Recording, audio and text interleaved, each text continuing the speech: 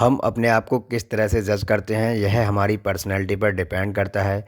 जहाँ कई लोग अपनी अट्रैक्टिवनेस को ओवर एस्टिमेट करते हैं, वहीं ज़्यादातर लोग अपने आप को काफ़ी कम आंकते हैं और वह जितने अट्रैक्टिव असलियत में होते हैं अपने आप को उससे कम समझते हैं। यह इसलिए होता है क्योंकि हम इंसानों के अंदर एक नेगेटिव बायस होती है, यानी जस्ट बिकॉज नेगेटिव चीज़ें हमारी ज़िंदगी के लिए ख़तरनाक हो सकती हैं, हम सिर्फ इसी बात पर फोकस करने लगते हैं कि हमारे अंदर नेगेटिव क्या है।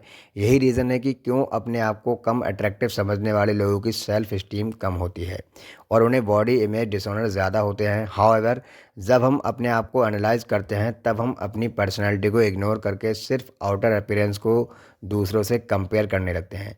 तो दोस्तों, आज की वीडियो में हम 7 साइन के बारे में बात करेंगे जो बताएंगे कि शायद आप भी अपनी ओवरऑल अट्रैक्टिवनेस को कैलकुलेट करने में गलती कर रहे हो और आपसे मिलने वाले लोग आपको ज़्यादा अट्रैक्टिव मानते हैं। नंबर 1 कि आप सिंपली दूसरों से अलग हो।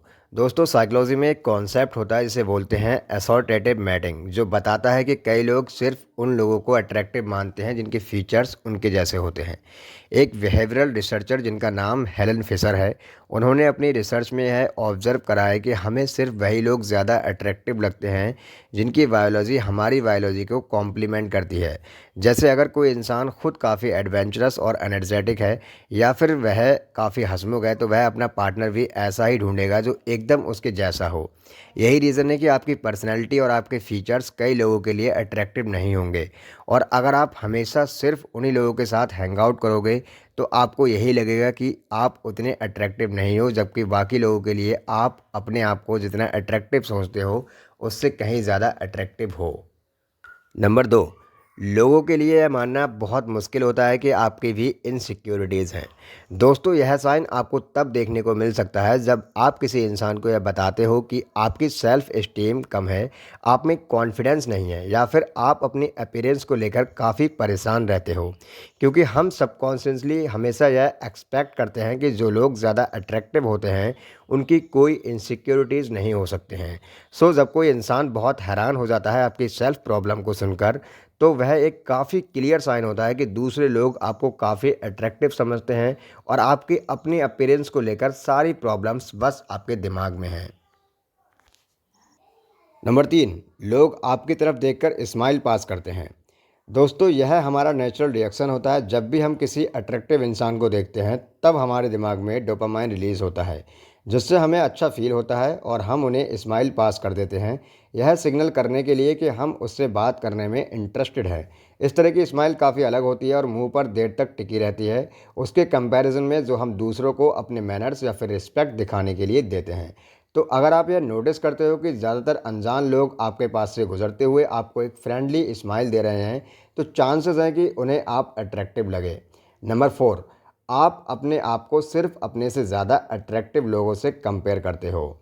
जनरली जब भी हम अपने आप को किसी से कंपेयर करते हैं तब हम किसी एक ट्रेट को चुनते हैं, जैसे कि इंटेलिजेंस या फिर फिटनेस, और उसके बाद हम दूसरे लोगों में देखते हैं कि कौन हमारे से ज़्यादा इंटेलिजेंट या फिट है और कौन कम। यही सेम चीज़ हमें अपनी अट्रैक्टिवनेस को मेज़र करते हुए करनी चाहिए। पर प्रॉब्लम तब आती है जब हम अपने आप को सिर्फ उन लोगों से कंपेयर करने लगते हैं जो हमारे से ज़्यादा अट्रैक्टिव हैं।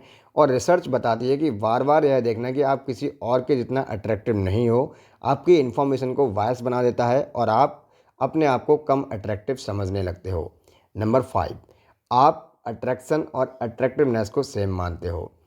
अट्रैक्शन का मतलब है दूसरे लोग आपकी ओवरऑल पर्सनैलिटी, इंटेलिजेंस, लुक्स या सक्सेस के बेसिस पर आपको अट्रैक्टिव मानते हैं। पर अट्रैक्टिवनेस सिर्फ आपकी आउटर अपीयरेंस होती है।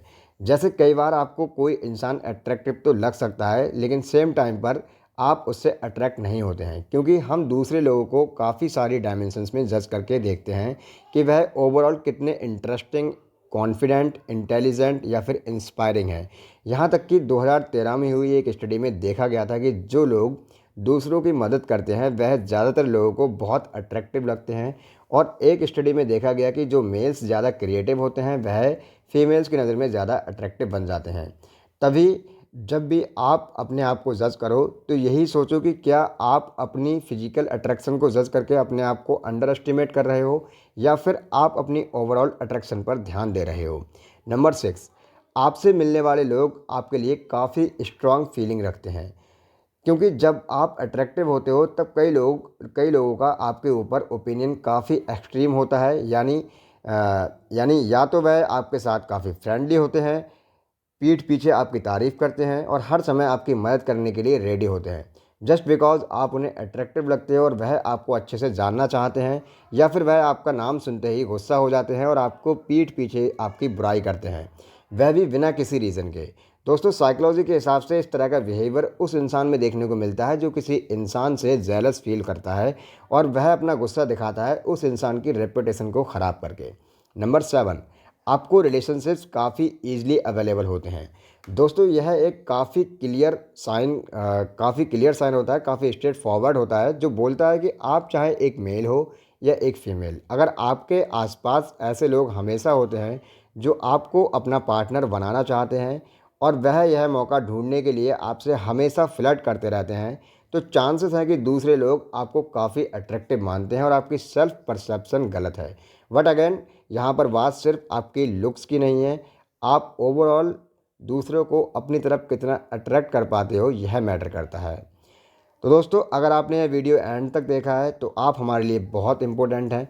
वीडियो पसंद आया है तो प्लीज़ वीडियो को लाइक कीजिए और अगर आप मुझे कुछ एडवाइस या सुझाव देना चाहते हैं तो प्लीज़ कमेंट बॉक्स में बताइए।